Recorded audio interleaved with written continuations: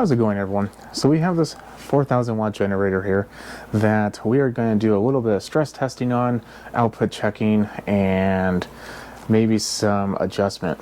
The reason why this is a little bit different is this actually has a adjustable jet on the carburetor. So what we're going to do is we're going to do two types of adjustments: a carburetor adjustment and an output adjustment. I should probably done that first. So carb, output.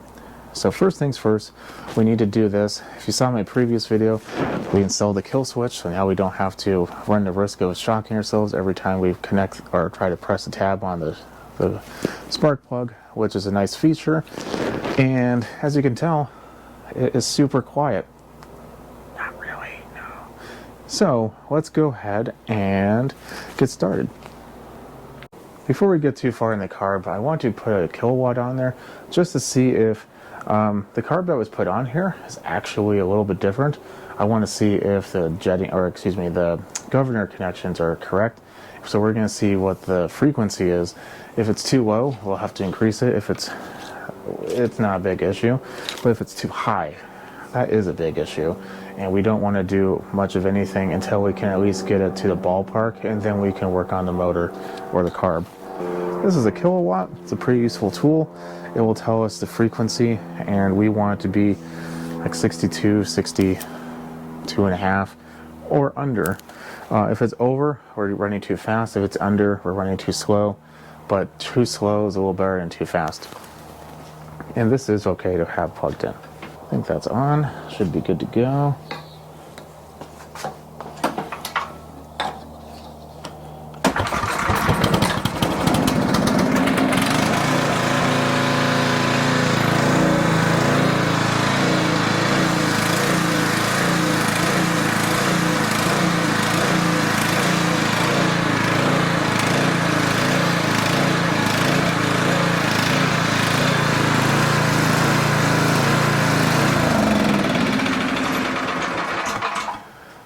We're not too fast, so that's good. That's going to be useful later, so we're going to leave it plugged in. So first thing we're going to do is on the jetting. Right now on the carburetor, I'll show you in a minute, there is a main jet on the bottom, and you can loosen it and tighten it to richen or lean out the mixture. If you heard it, I don't know how well it comes through on camera, it's surging. Surging usually means too lean of a mixture, so we don't want that. So what we're going to do is we are going to richen it up and go from there. I'm going to get this kind of squared away a little better. Looks like my adapter fell off. Oh yes, the mortal enemy of this cart, a little rock. I think this just has a thumb screw. Yeah, it does. Okay. So, I'm going to go ahead. I put maybe like a fifth of a turn, quarter of a turn so far right now. Let's turn it on. If it still surges, then I'm going to richen it up until the surging stops. And then there is a jet for the idle, but this doesn't really idle. However, if we are getting to a point where we are really not doing well, the idle will contribute to the main. So even though this isn't idle, if we are turning it out way too much, we're gonna maybe push that back a little bit and turn out the idle just a little to see if that helps out at all.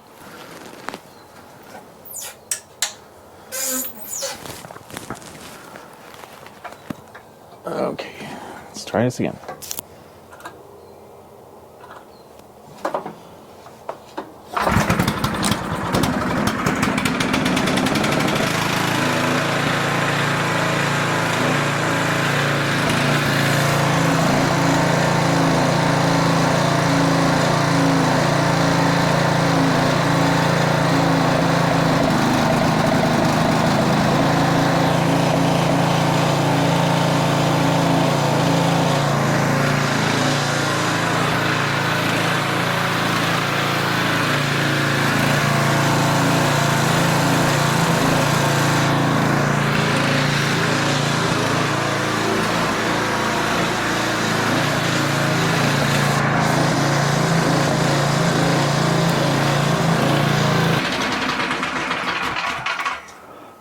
There's a minor surge time to time, but it's really not all that much. It's significantly better.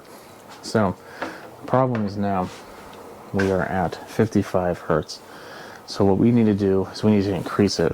Now on this machine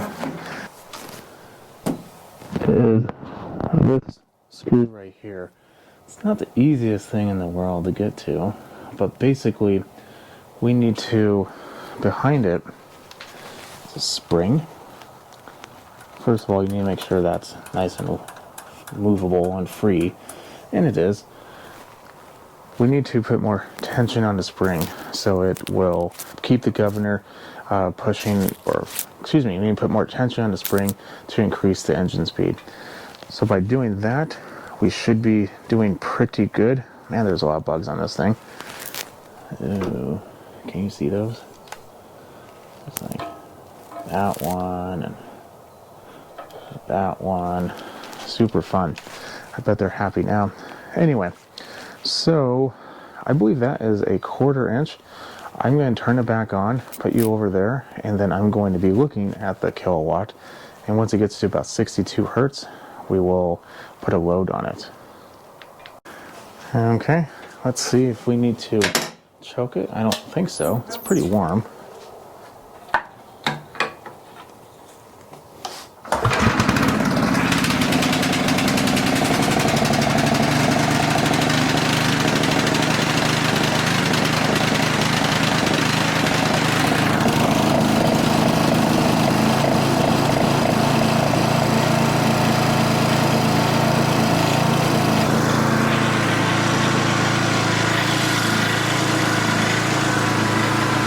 I thought it was 5/16, it's actually 3/8.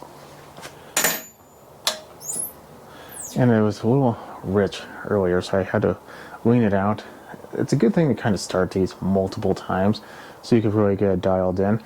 But more importantly, is to do it when it's warm. It's definitely warm now. Well, warmer. I wouldn't say it's up to temp all the way.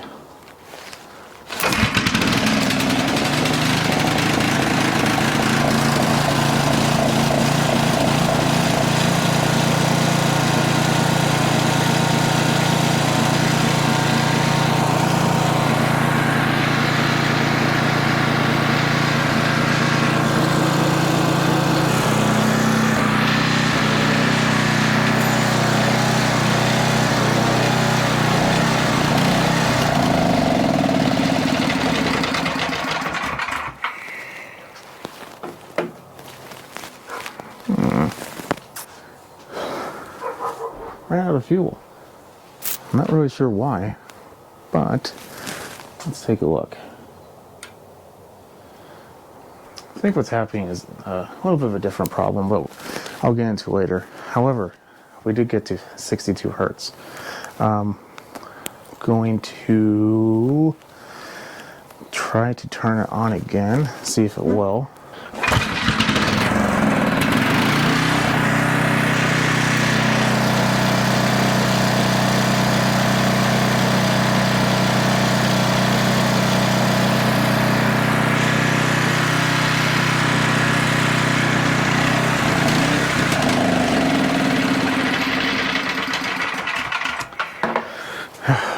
So what's happening now is it's running out of fuel because there's a paper filter. I'm not going to get into it. You should never put paper filters on these machines.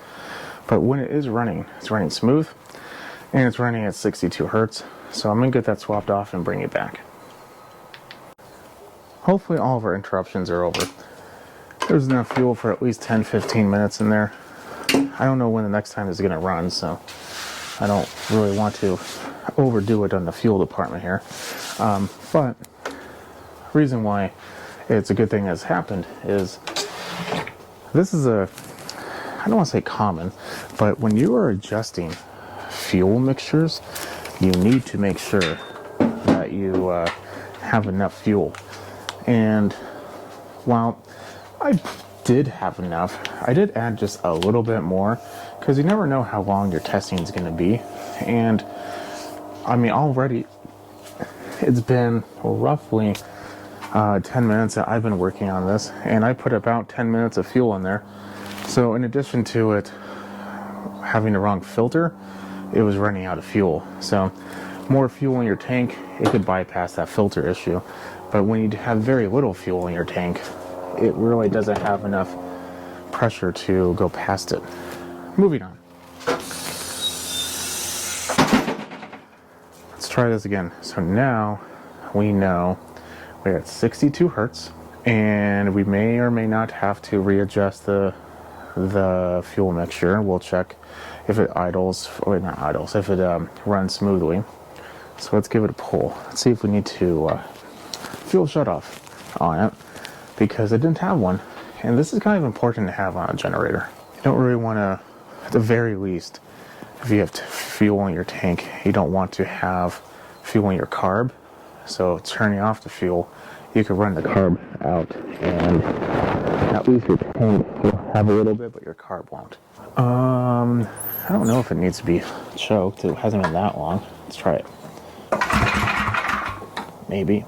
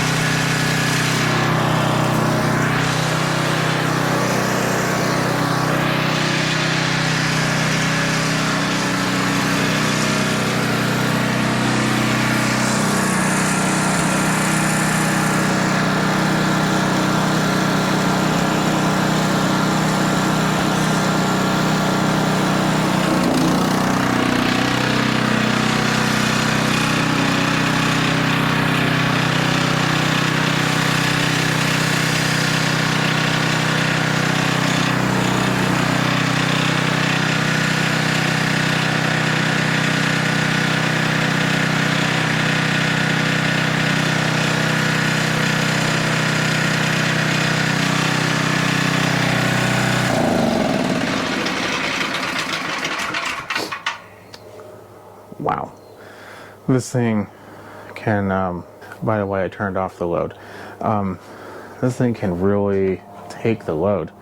It is kind of overpowered in my opinion. 10 horsepower Tecumseh for 4,000 watts. Let me explain what happened. Put in a 1,500 watt load on it. Usually, if it's 62, I think it's like 62.4, it's a little high. Probably because it has an adequate amount of fuel now, it's running smooth. Usually, it'll dip down a little. It did not budge one bit. So I'm thinking, I'm gonna lower it down, and I'm going to try it one more time. I want to maybe go down to like 60.5 hertz. Because right now we're doing like 130 volts because of the type of generator this is. That's just how it ends up working. But if I could put a pretty significant load on it, I mean, it's almost half, and it doesn't even bother to fall or struggle one bit, then I'm feeling pretty confident in that. So I'm going to turn it down a little bit, and then I'll bring you back, because I'm sure it's kind of loud and annoying to hear me.